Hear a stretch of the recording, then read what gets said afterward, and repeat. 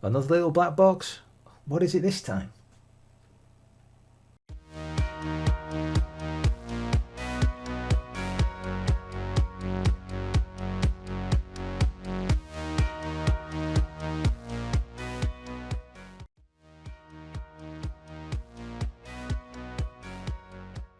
Okay, so what have we got here? We've got a purchase from RetroUpgrades.co.uk. There's their little business card. Go find them if you're after one of these. And what it is a VGA2SCART. And it says in the bottom here, powered by RetroTink. Now, for those that have been watching some past episodes, they will already know I have a RetroTink 5X Pro. And this is a fantastic gadget to convert all your different things from component to S-video to composite. Does it through there as well. And your RGB through here. But there's one thing missing. VGA. And so this is what this box does. So it needs a bit of power. 5 volts. I'm not too sure how many amps. But we'll find that out the hard way.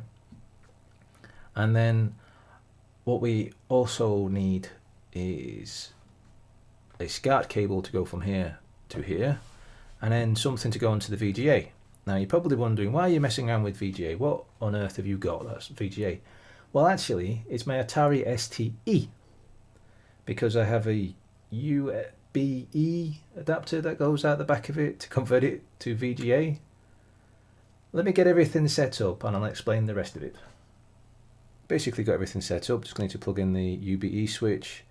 So you've got a little switch at the top, or button at the top, that changes in between the low, medium and the high. VGA out, volume control, stereo input, and that's about it. So let me just plug it in properly and let's see how far we get. Okay, let's move across and see booting up. Picture seems somewhat stable. I have had it a couple of times of where a bit wavery, but all I've got to do is change backwards and forwards from one input to another. Let's try some game. What could we? I have no idea what I've got here. Just want something to start straight away, really.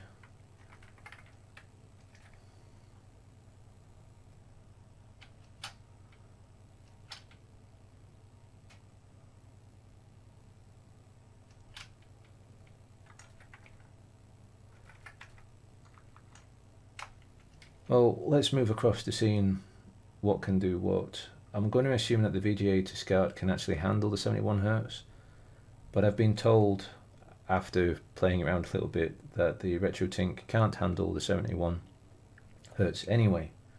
So I'm sort of wasting my time here, but let's have a look to see what it can do or can't do.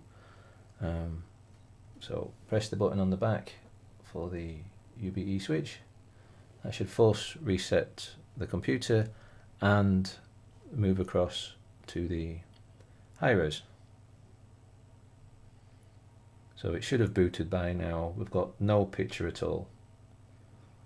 So all we really can do is to find out which of these two boxes can handle the 71 Hz. And to do that, I'm going to plug this gadget into the OSSC, which is hiding just here, and see what it can do through the SCART. Now I know I can go straight into RGB on the OSSC, but let's move back to big screen for a minute. The OSSC can actually do more filters through the SCART than it can do through the VGA, so if you want to play around with filters, it's a bit easier through the SCART side of things.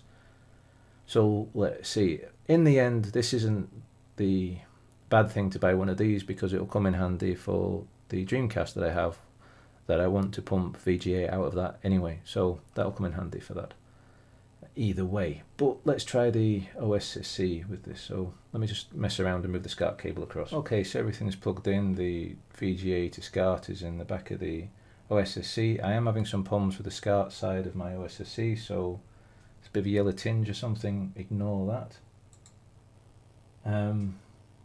But we seem to have got a nice stable picture. On my monitor, I would have to put it into 4:3 mode instead of leaving it in 16:9. But apart from that, it seems to be a nice, decent picture. There's no dancing around like it was with the RetroTink. But let's move across to a higher res mode now. As you can see, there's a bit of a yellowish tinge, but that's the OSSC, not anything else in between. But also, as you can see, it's too high up. It's not easy to move that down. You can play around with the OSSC settings, but I've never been able to get it so that I can actually see everything. If anyone knows how to do that, then let me know. But I can make it look a little bit better, but I can never get it so it fits.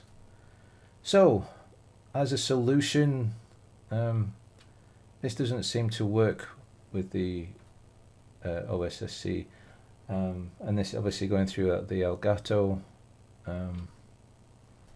but the realms of capturing, this doesn't seem to be the setup to go for. I'd be really interested if anyone knows any of a decent way to get this, especially a cheap one, because I don't really want to have to spend another £100 or so. If it costs that, it costs that, but a cheap solution would be nice. But apart from that, I hope that's been of some info for the people that like to mess around with STs. Go to the description, let's have a chat about it in the comments, or come along to Discord. Have a look at the Patreon, click that subscribe button, click that like button, but as always, happy gaming.